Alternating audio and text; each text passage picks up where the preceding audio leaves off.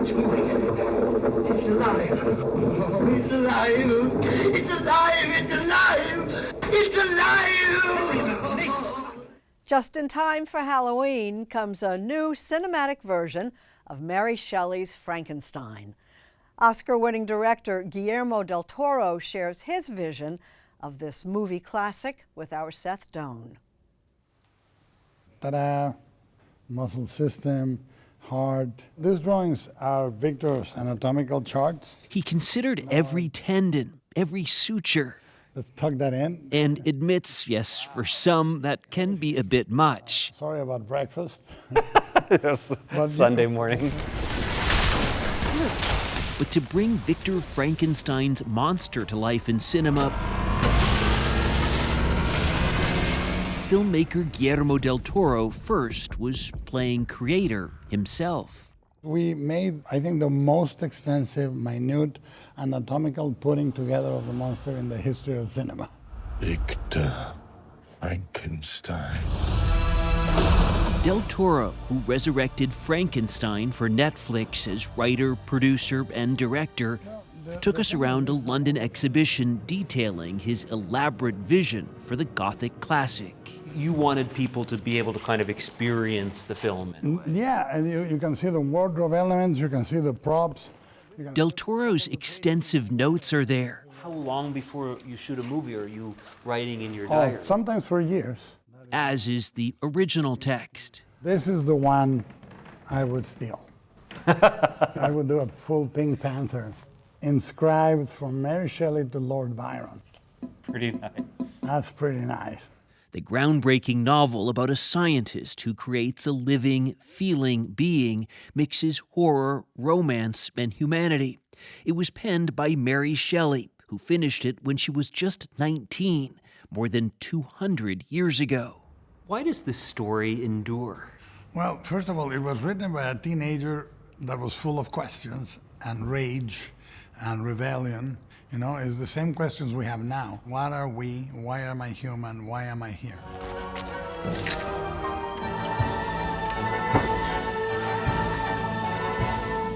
It is finished. It's no coincidence this film comes out around Halloween? No, you know, to me, Halloween is all year long. What do you mean? I live in a house that has secret passages. I live in a house that is inhabited full of monsters. I live in a house... Oh, no. In your mind? No, I built it. Like there were monsters around When your I house? was 40-something, I invested everything I had into creating the house I wanted when I was 7. Well, no wonder you wanted to make Frankenstein. No, I have a room dedicated to Frankenstein. I call it the living room. What do you do in the room? I say hello to all the figures. In the morning, I write, I investigate, I design. He started experiencing life through literature, he says, growing up in Guadalajara, Mexico. This wasn't just any story, any book you read. No. You'd really wanted to make this film. I gave it over 50 years of my life, so yes. It's in all my movies.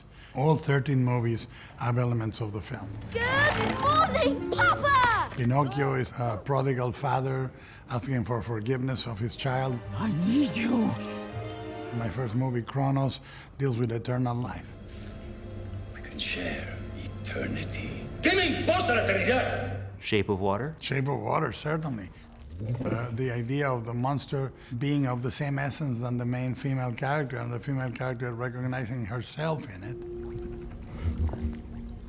We are all creatures. I mean, we have a world that tells you you shouldn't be a creature, but in reality, we're all weird in some way. In what way are you weird? I was this strange, pale creature that liked to read, and I was a hypochondriac at age 7. I thought I had trichinosis. I thought I had cirrhosis, and I studied medical manuals, and I would go to my mom and said, I think I have a terminal cancer. So I was a weird kid. Monsters tell you, look, it's okay to be you. It's okay to be imperfect. You say someone needs to tell you it's okay to be you. Yeah. Who was that person for you?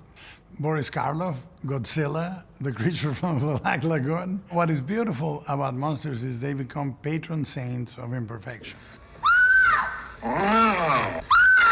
Boris Karloff's 1931 portrayal of Mary Shelley's monster is film history. This galvanic trickery will simply not do. Trickery. In Del Toro's reimagination, Are you sure? Oscar Isaac is Victor Frankenstein. Every day there was some new, beautiful, strange thing waiting for me to try and do. You know, to be invited to do these kinds of things as a performer, it's like, you know, it is once in a lifetime kind of thing. Jacob Elordi is his very different creation. What did you do to become the creature? Well, I don't know if that will really fit into a news bit. Try us. I couldn't tell you. It's this elusive thing. Guillermo and I shared a language together immediately. I was like fully creatively ready to play something like that.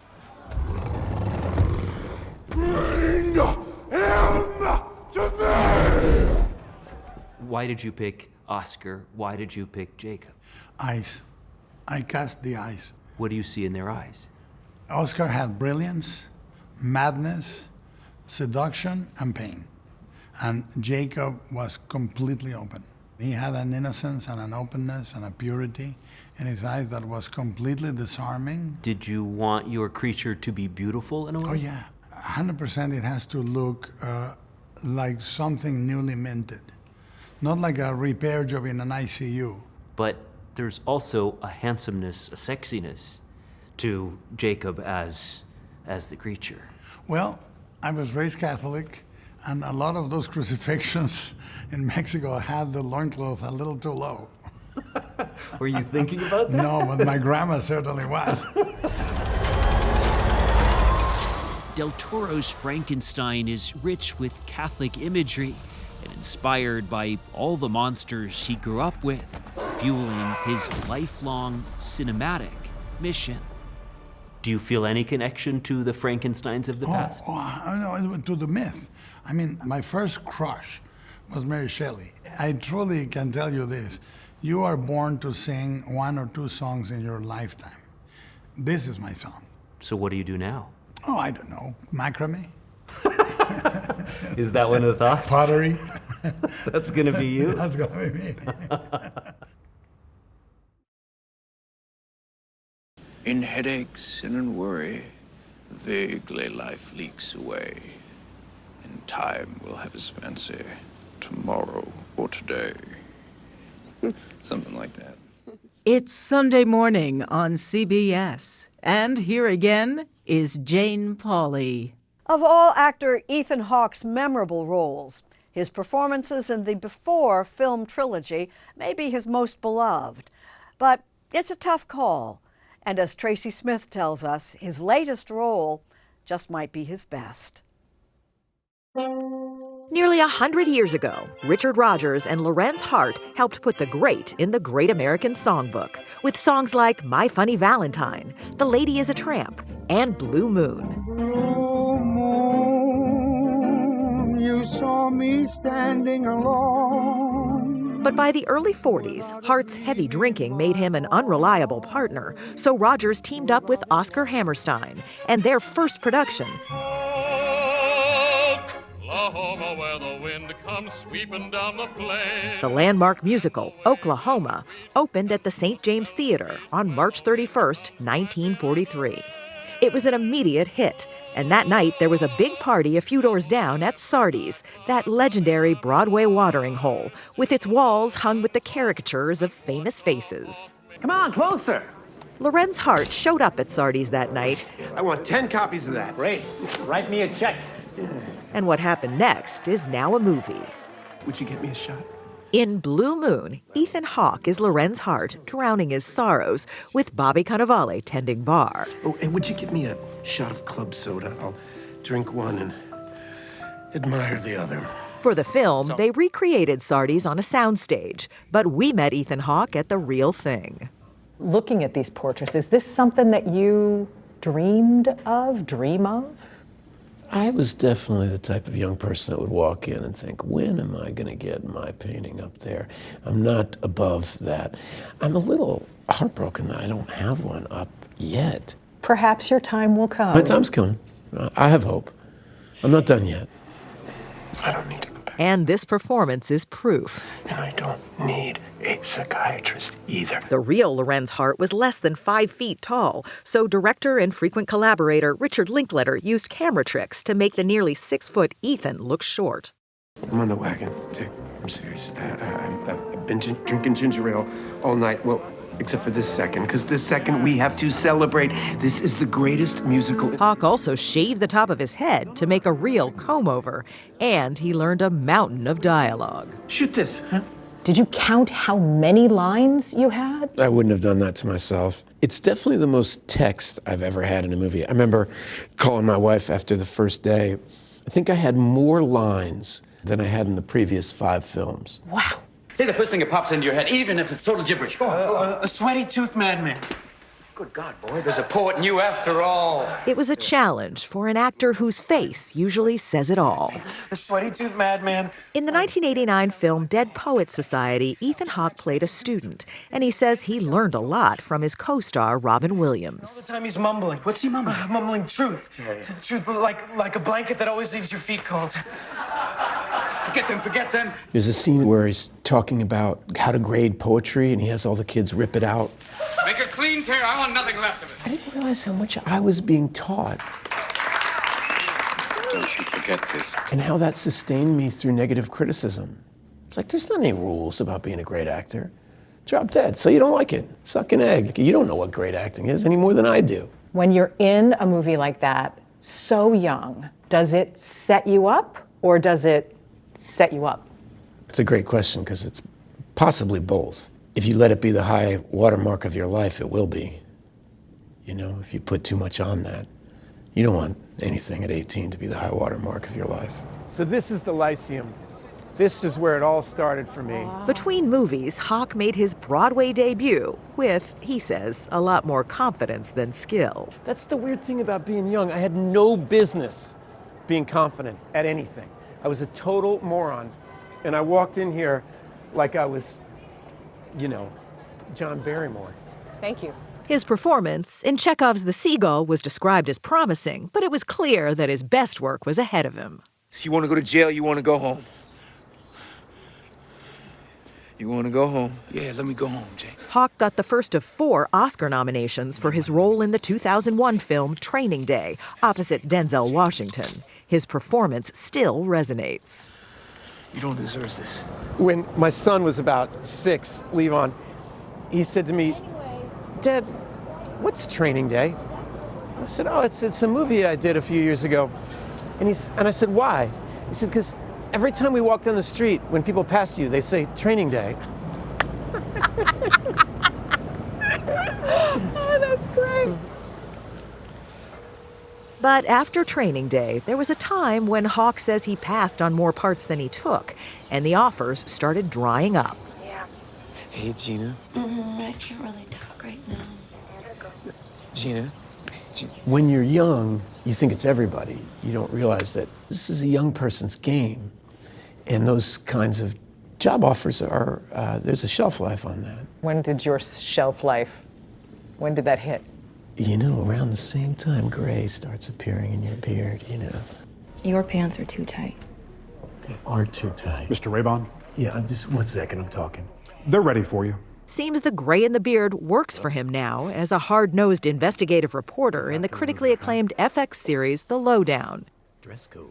I'm chronically unemployed, always broke, but let's just say that I am obsessed with the truth. In the series, you never know what's around the next corner. What do you guys think? Just as in real life. As we were wrapping up at Sardi's, owner Max Klimovicius suddenly showed up with a surprise for Ethan. Ethan, I would like your permission to make you part of our collection. I'd be so honored. That would be so incredible. Oh my God, when did you have that done? Wow, I love it. He was a bit stunned, and to be honest, so were we. But after Ethan Hawke's career on screen and stage, it wasn't all that surprising. Wow, it finally happened, huh? Got my portrait at Sardi's. I've arrived. Things are looking up in this life. The head has nothing to do with the madness of love. And now, with his latest film in mind, there's talk of more accolades to come. Now there's Oscar buzz around Blue Moon.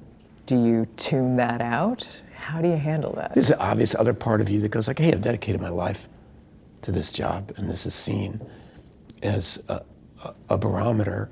And I would be dishonest if I didn't say that, like, that'd be amazing.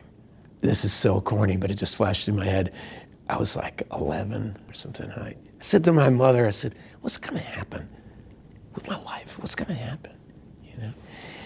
And I remember it so vividly, in the kitchen, like Doris Day, when I was just a little girl. You know, it goes into Que Sera, Sera. You know, and you have to have a little Que Sera, Sera. I don't take any of it for granted. That's, I guess, the right answer. Any little bit of it.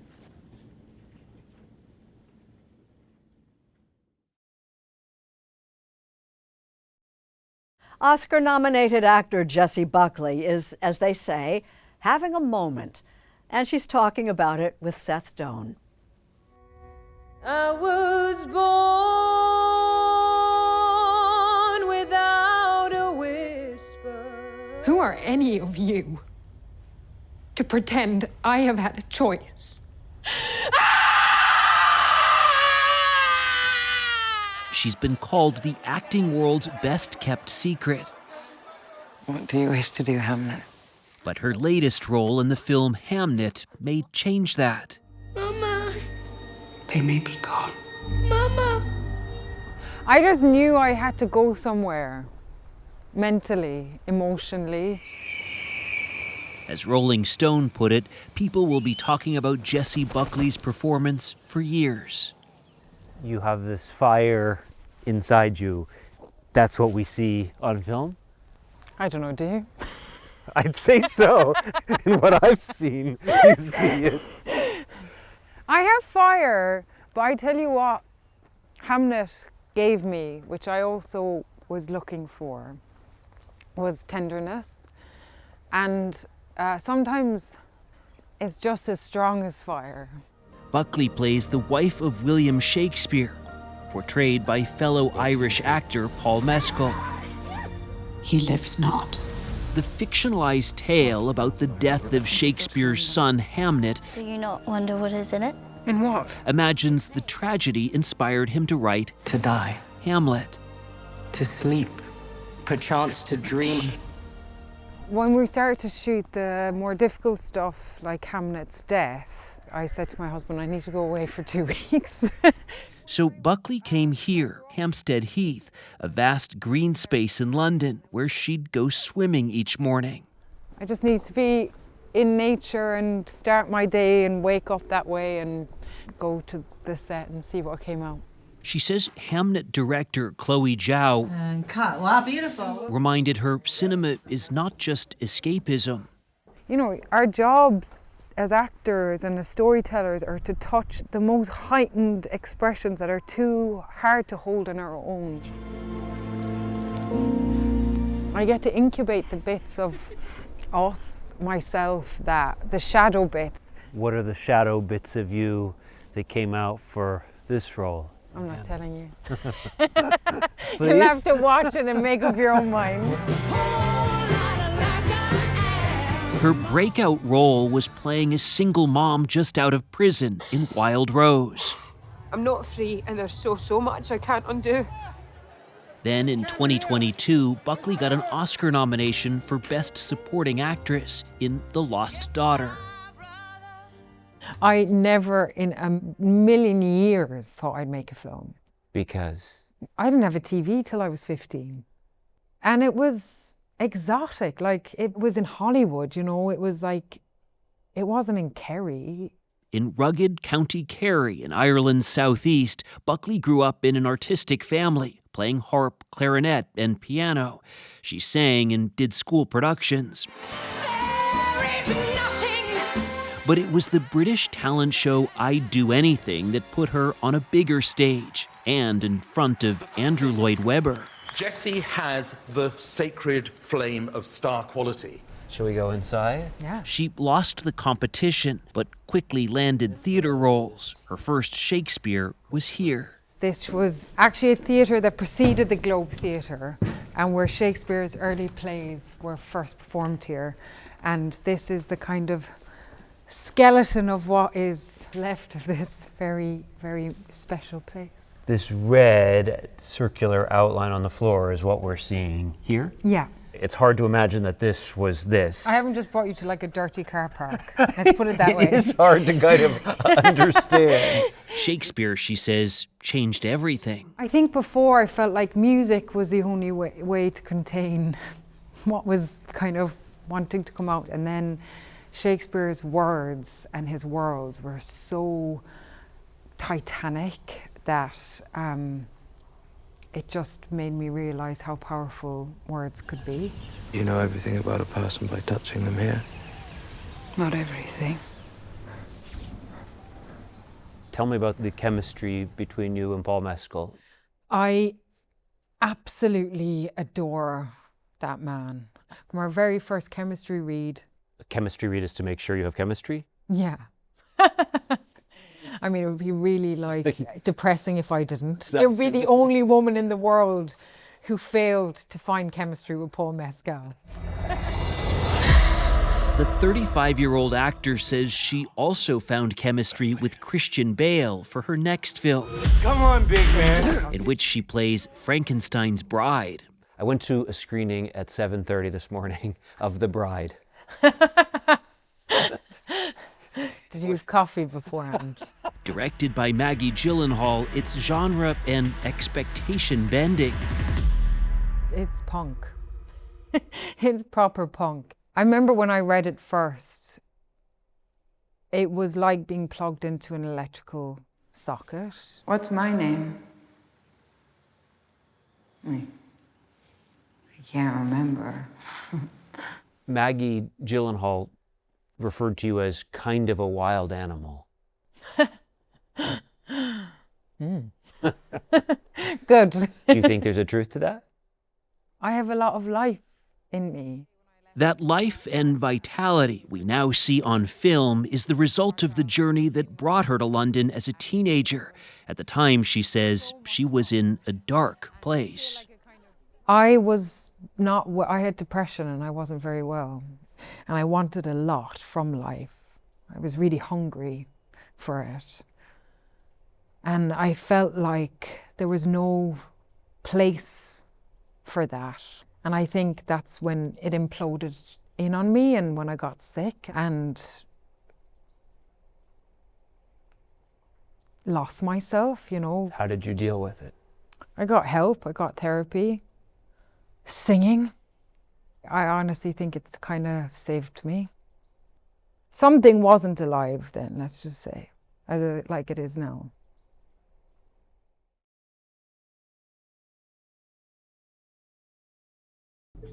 It's time they know the truth about us. We're warriors. The world's gonna start over, and this time we're on top. It's Sunday Morning on CBS. And here again is Lee Cowan. With credits like Black Panther, Sinners, and the Creed trilogy, Michael B. Jordan has starred in some of the biggest hits of the past decade. His famous name rings out in Hollywood and all around the globe. With Tracy Smith, here's our Sunday profile. Creed spins, puts the champ in the corner. It's not much of a stretch to say that Michael B. Jordan has fought his way to the top. His performances are often game-changing as a boxing champ, Flame on. a Marvel superhero, or a Marvel villain.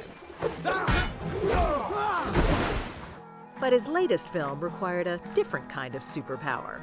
It's gotta be tonight. In Ryan Coogler's Sinners, Jordan plays twin brothers, Stack and Smoke, who open a backwoods honky-tonk in the segregated South. Nah, goodness. I got 500 more bottles just like that. Ice cold. Say we pay you $40 a night and all the beer that you can drink. After that, no strings. You act now, I even let you finish that bottle in your hand. So when Ryan Coogler shared this idea with you of playing two different parts, two different people, what was your initial reaction? I'm gonna do what? I think it was a little A little bit of anxiety, I think, a little bit of nerves, but then equal amount of excitement. And it gets really exciting when vampires show up. Yeah, Sinners is a horror film, but it's also about history and the power of family ties. That ain't your brother. Love you. Love you too. Be careful. I will. To play characters from the Jim Crow South, Jordan drew a bit from his own family history. Relatives on his mother's side hail from Hope, Arkansas, but years ago moved to a segregated black neighborhood in Los Angeles called Oakwood, a place that's now Venice Beach. The First Baptist Church of Venice was the center of their community and one of the only remnants still standing. Churches were like safe havens, places of prayer and refuge. Jordan, who moved to New Jersey as a toddler, never went to this church, but he says he can still feel the connection to his family's past. I just wonder if these walls could talk. Ooh, the history. I mean, you can feel the weight when you walk into a place like this. Did you grow up in church? I did. I grew up in church, very spiritual family. Did shooting Sinners make you think about your own family history more? Big time, big time. It definitely connected me back to my family's history that I've always had a strong connection with, but it just kind of reframed it a bit. His own history is remarkable as well. Dad is a U.S. Marine veteran, Mom's a former high school counselor, and Michael Bakari Jordan, that's him on the left, was a child model, then a child star. So you gonna put me back on the money? He was still in high school when he was cast in the landmark series The Wire. How you doing, son? And a few years later, another landmark show, Friday Night Lights. You like to hit? Hit what? People. Yeah, I like that. There's nobody in my family that came from this, I guess that looked at it as a potential career. I think once I didn't go to college and I decided to move to California and pursue acting full time, there was no turning back after that one. His film breakout came in 2013 in director Ryan Coogler's drama Fruitvale Station. You're safe inside with your cousins. What about you, Daddy? Me? Maybe I'm gonna be fine. Jordan worked with Coogler again a few years later when he climbed into the ring for 2015's Creed, a spin-off of the Rocky franchise. And by the way, the first Rocky film where Sylvester Stallone didn't have top billing. Build, go!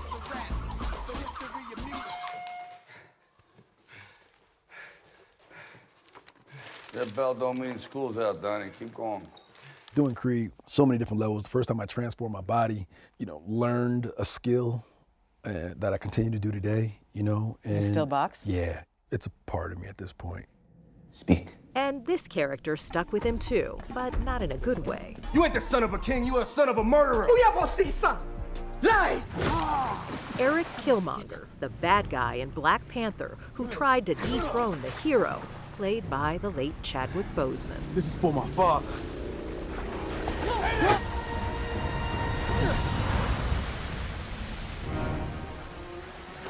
Nah, I'm your king. Was it hard to shake Eric? Yes. It stuck with me for a bit and, went to therapy, talked about it, found a way to kind of just decompress. And I think at that point, still learning that I needed to decompress from a character. So you literally went to therapy to help rid yourself a little bit of Eric, or at least... Yeah, and then I think that spiraled into a bigger conversation and self-discovery of like, okay, I think that's something that's necessary for people, especially men. I think it's good for them to go and talk. That's something that I'm not ashamed of at all and very proud of, and definitely helped me in trying to be a good communicator and a well-rounded person inside and out. For Jordan, now 38, part of being well-rounded is a strong relationship with mom and dad. You continued to live with your parents up until well after you could afford to move out on your own and have your own house. This is true. Why? I mean, because I love my parents. I love them. And made for a lot of funny moments, a lot of great stories. Like? Y'all ain't got enough time. We ain't got enough time. I'm a night owl, like just things, They go to sleep early. Insert moment here. Hey, how are you? We should mention he bought them a house of their own in the LA suburbs. He just lived there for a while.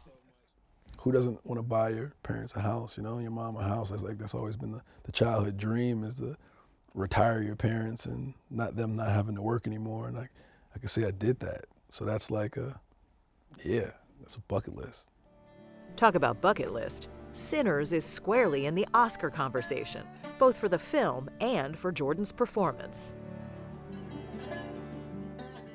It's a welcome distinction for someone who lived his early life under the shadow of another famous Michael. I should ask you this. What's up? So you grew up playing sports, right? I did. Was the name Michael Jordan a problem? Big time. I got teased so much to the point where I almost changed my name. You did think about changing your name? I did. It was going to be Buckley Jordan. Your middle name? Yeah, my middle name. And what would they say? Well, you think you're Michael Jordan? That verbatim. Kind of, yeah? Yeah, exactly. Exactly that. Not too creative. It definitely made me want to be competitive and be good I wanted to be great at something. If not for nothing else at that time, just to feel like I had my own identity, in a world that was so, that MJ was Mike, But there could be another Michael Jordan. Exactly. Who could make his mark. Correct. That was a part of the alchemy that made me who I am today. Put it this way, Michael Bakari Jordan could be well on his way to his own brand of immortality. Bakari means noble promise. Yeah. Do you feel like you fulfilled that? I feel like I'm walking in that, and we'll continue to do so, big time. We have a lot more things to do. We're just getting started.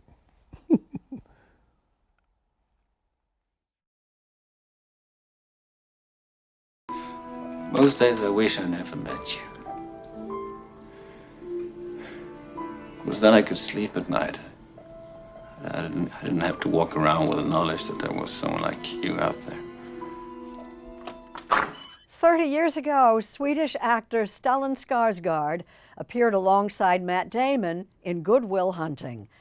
Today, Skarsgård is a newly minted Golden Globe winner, a serious contender for an Oscar nomination later this week.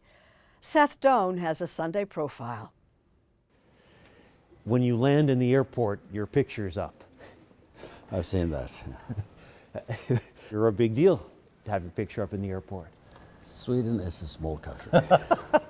He's self-effacing, and while Stellan Skarsgård was recognized on our stroll through his hometown of Stockholm, respectful, shy Swedes may help keep any Hollywood actor ego in check. Thank you so much. They don't say like Americans does that, oh my God, it's you. These orders are 7 bloody hours old. Sitting on the bottom like an adult schoolboy. He's recognizable from any number of roles over the decades. Hollywood blockbusters. He made it! He's alive! And now he sends you to tell me that he's coming to get me. Popular streaming shows. What is my sacrifice? I'm condemned to use the tools of my enemy to defeat them. European art house fare. I want you to find a man to make love to. And then come back here and tell me about it. And, well,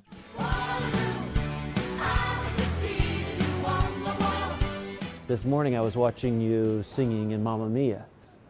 Yeah, watching is okay, but listening to it. Gotta do my very best, and it ain't no lie. I've tried to get into projects where I enjoy myself and have a fun time, and that's why I'm not bored. I made 150 films. I still love it, 150 films, it seems impossible to make that many films. Well, some are very short. His break came at age 16 on Swedish television. Ja, och han sa då att om jag träffar patron så skulle jag hälsa så mycket. Ja. Now at 74, a new high in the Norwegian film Sentimental Value. He plays a once successful filmmaker trying to reconcile with his estranged daughters. Ni två är ju det bästa som har hänt mig. Bäst som har skjedd deg? Skulle vært der litt mer, da? Här i familjen är alla arga på pappa. How is it to get a role like this at this point? It's perfect. We talked about that role over a meal of herring. This is inlagssill, that is just pickled herring. And Swedish meatballs. I wonder if I have got any of roles like this before. You think this is the best role for you ever? Maybe. I don't know. Stellan Skarsgård. He picked up a Golden Globe for it just last week. I thought that I was too old. You have a lot of moments in Sentimental Value where the camera just watches you, where you're not necessarily saying much, but you're saying a lot with your expression. You like all that stuff? I love that stuff. Movies, real movies, are not literature. Cinema to me is what happens in the image, not what is said, what is not said. Hey. In the film, he plays the father of 2. In real life, he's the father of 8. All 8 of the kids live right around here? Yeah. What are the chances of that? Slim. All of his kids have worked in the film industry. 5 are actors. It's an unusual family business. Why do you make that face? Because it's insane. Insane? In a way, I mean, what is the chance? I didn't encourage them. They have no illusions about the business. They see I'm happy and I'm enjoying what I'm doing, so they probably learn from that. You're going down, old man. You're going down. We'll see you go down. He playfully sparred with one of his sons, Alexander, when the 2 were nominated for the same award last year. Sentimental Value. Beautiful film. You play yourself, right? That's an insult. Absentee father. Did you ever find that you had difficulty in balancing family and career? I sort of made sure that I was at home a lot. But you can't be a perfect father always. You gotta accept. And the kids have to accept. Vad var din favoriträtt för ett halvår sedan? I'm flawed. Good luck. Do you remember productions that you did here? We met Skarsgård at Stockholm's Royal Dramatic Theatre. I did like L'École des Femmes, The School of Wives by Molière, with a great actor called, you see? That's what you're talking about. That's what I'm talking about. I had a stroke that makes me forget my language, forget words, and makes me more stupid and makes me less funny and everything. Do you really feel that? Less funny? You should. I felt so funny before. It must be tough. Yeah, well, I'm 74 years old and I'm alive. Since that 2022 stroke, he wears an earpiece on set to help with lines. It's actually more complicated than learning the lines because the prompter has to say their line while the other actor is talking. He wore it while shooting Sentimental Value, this film about the pull between career and what's really important. Hi, Papa. I've had kids in the 70s, in the 80s, in the 90s, in the zeros, and in the tens. Do you learn more from having kids for 5 decades or making 150 films? Maybe I couldn't have made 150 films if I hadn't have 8 kids to learn from. Because you learn things from your kids? Yeah, I stole things from them. Like what? Like expressions and this sort of naive attitude towards everything. Just watch them, it's fantastic. It's a curiosity in humanity that Stellan Skarsgård explores and expresses through acting. It is like being a child, you know. You never grow up. You're allowed to play all the time, even as an adult. Is that how you feel now? Yeah. It's make-believe, and kids in the sandbox, they do it all the time, and they shouldn't stop.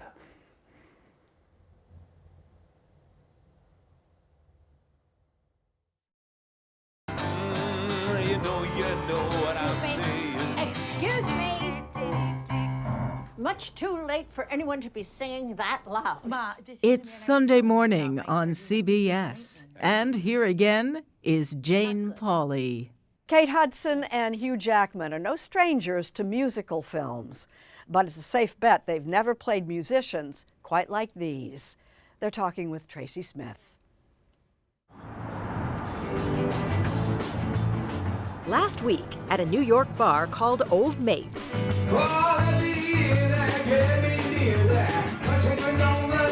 Australian icon Hugh Jackman sang a few songs by an American icon, Neil Diamond. Seems he's been doing a lot of this lately. I can begin to know when. In the new film, Song Sung Blue, You know who you'd be perfect for? Neil Diamond. Jackman is Mike, a celebrity impersonator. He teams up with another, Claire. Supposed to be Loretta Lynn. Oh, Patsy Cline. And together they form an act that just seems to work. It's based on the real-life story of Mike and Claire Sardina, a Neil Diamond tribute act from Milwaukee that went by the name Lightning and Thunder.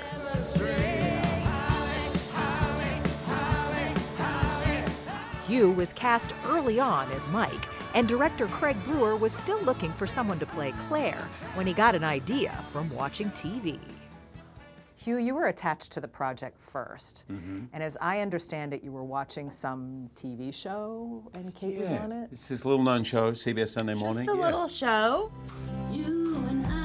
In April 2024, Sunday Morning aired a profile of Kate and her blossoming music career. I got a phone call from Michelle, who works with me. We've been friends forever. And she texted me, she said, "Are you watching CBS Sunday Morning?" I said, "I'm not. Normally am, by the way." And that sounded sucky, but it's true. I normally am. And I wasn't. I turned it on, and there was Kate promoting her debut solo album.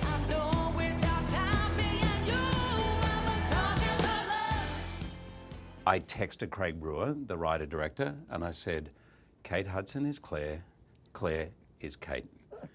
And he just said, "Oh my God, perfect." Yes. And perfect might be the right word. Hudson's turn as Claire Sardina has already earned her a Golden Globe nomination. We got things we gotta catch up on. Tracy, as much as I could see it and feel it, nothing prepared me from day one of rehearsal through till the end, till I saw the movie. What do you mean? Of Kate's performance.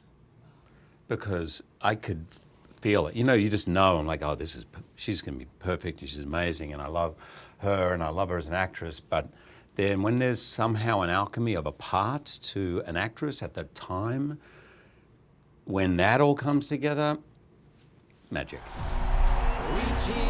The performances are magical, but what happened to the Sardinas offstage was anything but. Between gigs, they endured poverty, addiction, and some incredibly bad luck. It's just they go through so much.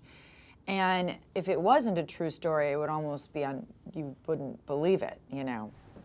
I can't thank Neil, because every thank you I got belongs to you, doll. Still, the film is, at its heart, a love story. You're my August night, you're my September morn, you're my heart light, and you're my crackling Rosie. You got me? And you could say the two lead actors have chemistry to burn. Clearly you were familiar with each other before this, but how well did you know each other before this project? Not very well. Mm-mm. We actually, it's become a bit of a joke, because I remember when we first met, but she has no recollection. I don't remember meeting him. That's the impression I made. Which is so weird, because it was in my mom's house. So how well do you know each other now? Oh, well, very well. Very well. Very well. Yeah. Yeah. Yeah. Except We're like- consummating. Yeah. No. Beyond that, pretty much everything. We should call ourselves Lightning and Thunder.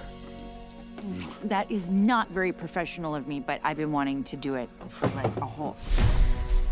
You talked a bit about the reactions that you've seen. I know you screened it for Goldie and Kurt.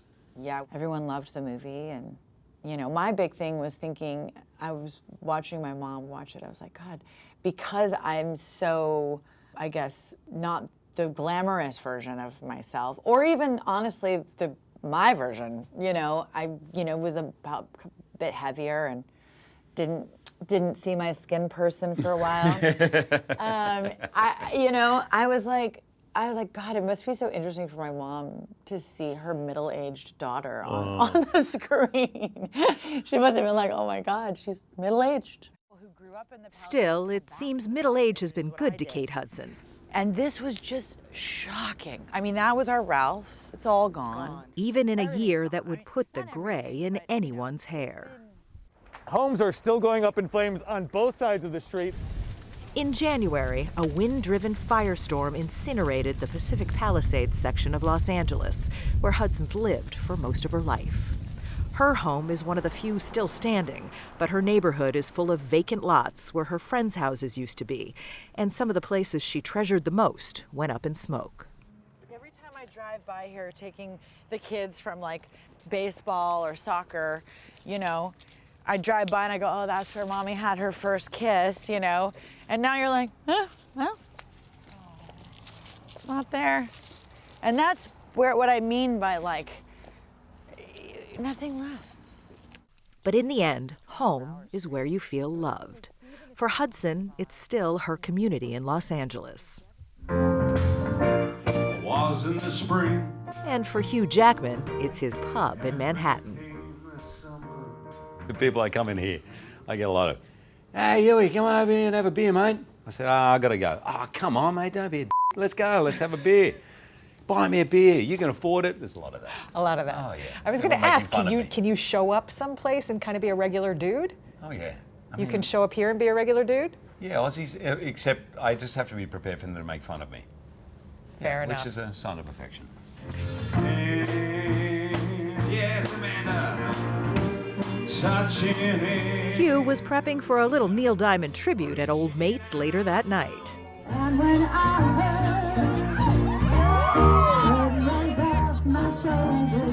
and just like in the movie, Hugh and Kate did what Neil Diamond himself would have done, raise the roof.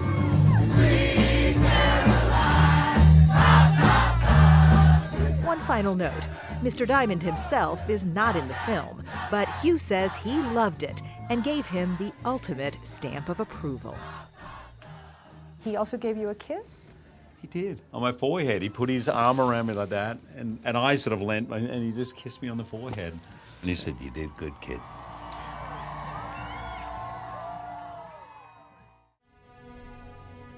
what hope I had, what rage, to own nothing. The Academy Awards are a month away, and among the first-time nominees is Australian actor Jacob Elordi, who's making his mark as the creature in Frankenstein. He's talking with Tracy Smith.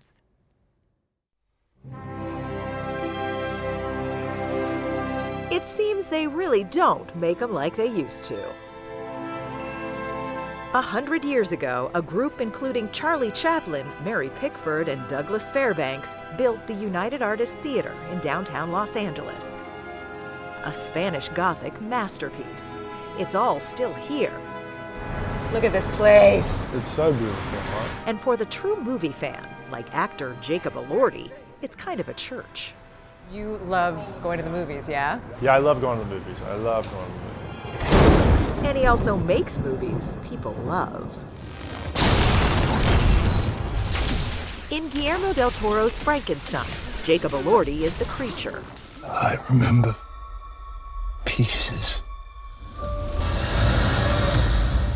It's a role that's brought him critical acclaim and, at age 28, an Oscar nomination. Now, run. I know it's probably hard to narrow it down, but has there been a pinch me moment? I think getting nominated for an Academy Award was, I definitely loved Kate up and I was like, just sat there. Furiously pinching. Wake up. No, I mean the whole, I'll probably die and never quite believe that I was in the pictures, That's how it feels still. Yeah. And I like it that way. In Frankenstein, his humanity shines through. Even after the makeup folks took hours turning him into a monster. Let's talk about the prosthetics a little bit. How long were you in makeup for the full prosthetics? It would depend. When he was freshly minted and newborn, you know, head to toe sort of sculpture, it was 10 or 11 hours, depending on, you know, how much we were moving or whatnot. Another monster.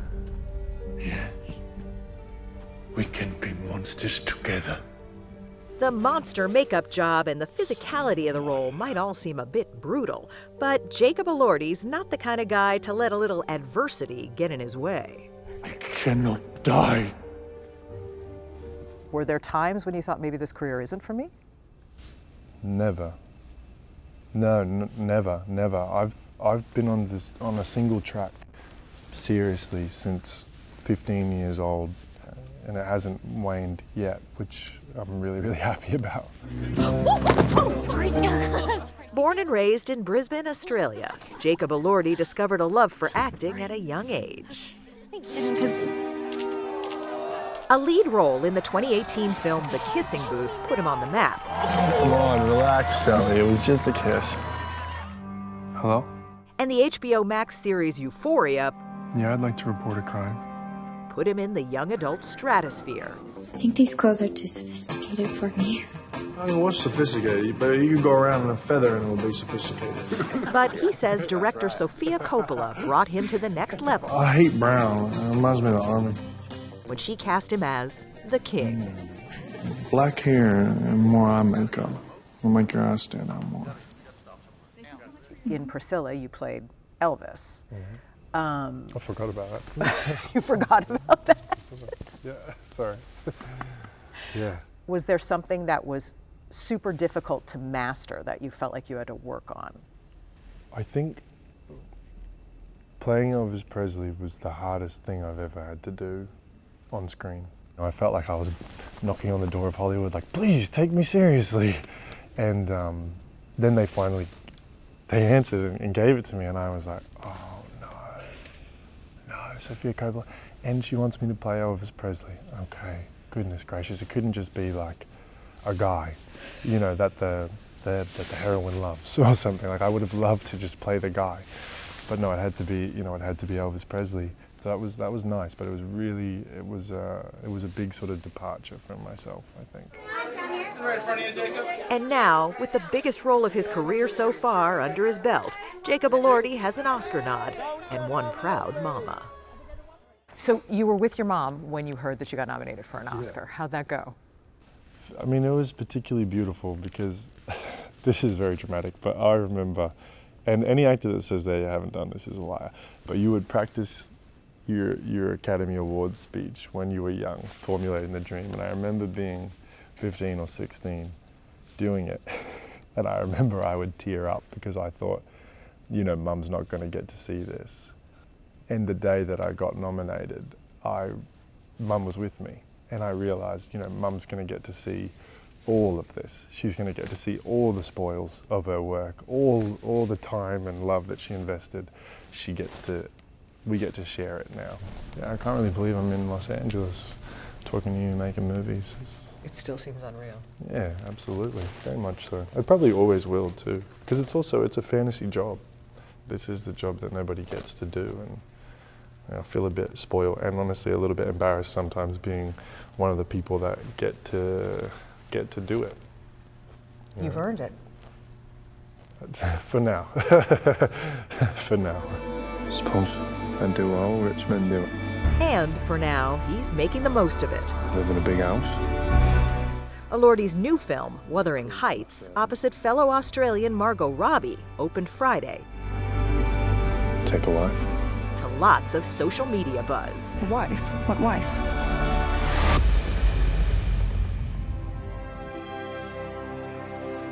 But like this old theater, Jacob Elordi wants to build something for the ages. It seems to me that you've made a conscious decision to kind of not let that part of the industry, the fame machine, affect you.